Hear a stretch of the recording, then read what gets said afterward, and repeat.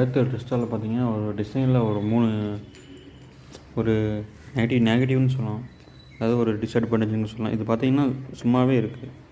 இந்த டிசைன் எதுக்குன்னே தெரியல. பார்த்தீங்கன்னா லைட்டும் இல்லை, ஒன்றும் இல்லை.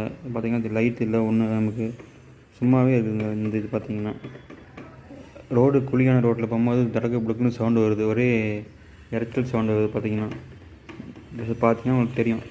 ரோடு நல்லா இருக்கும்போது பார்த்தீங்கன்னா சவுண்டு எதுவும் வராது. ரோடு கொஞ்சம் மெனப்படாக இருந்தால் சவுண்டு இந்த மாதிரி சவுண்டு வருது. பார்த்தீங்கன்னா இது இங்கே லைட்டும் கிடையாது, ஒன்றும் கிடையாது. ஆனால் இது கொடுத்தாங்கன்னு தெரியல. பார்த்தீங்கன்னா அப்புறம் பார்த்தீங்கன்னா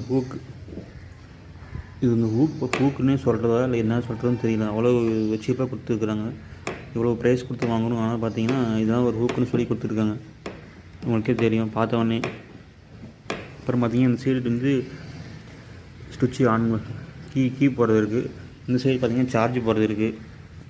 மற்றபடி பார்த்திங்கன்னா ஒரு ஃபோன் வைக்கிறதுக்கு அந்த மாதிரி எவ்வளோ பெரிய வண்டியில் எதுவுமே இல்லாமல் இது இருக்குது. அப்புறம் பார்த்திங்கன்னா அது ஒரு ரொம்ப ஒரு இதாக இருக்குது. அப்புறம் பார்த்திங்கன்னா இது வந்து இது மாட்டலான்னு சொல்கிறாங்க. ஏதோ ஹூக் மாதிரி இது என்ன வரைக்கும் யூஸ் பண்ண முடியல. யூஸ் பண்ண போட கிடையாது. ஏன்னா சும்மா ஏதோ பிளாஸ்டிக் வேணால் மாட்டேனீங்க. அது ஒரு ரொம்ப இது.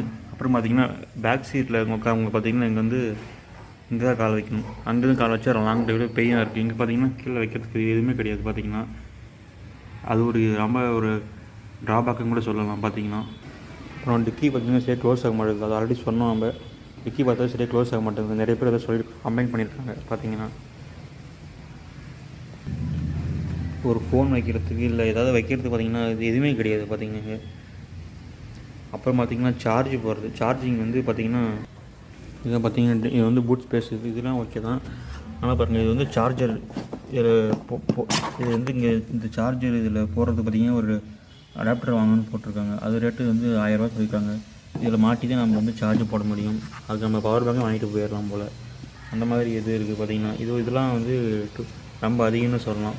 இதெல்லாம் ஃபுல்லாக கொடுத்துட்டு இருந்துக்கலாம். ஆனால் பார்த்திங்கன்னா இது கூட இல்லாமல் இருக்குது. அப்புறம் இந்த டிக்கி லாக் சரி க்ளோஸ் ஆக மாட்டேங்குது. பாருங்கள், இப்போ நான் அப்படியே நின்றுக்குது. இதை வந்து எடுத்து நல்லா வச்சு அமுத்தி ப்ரெஸ் பண்ணால் தான் க்ளோஸ் ஆகுது. பார்த்தீங்கன்னா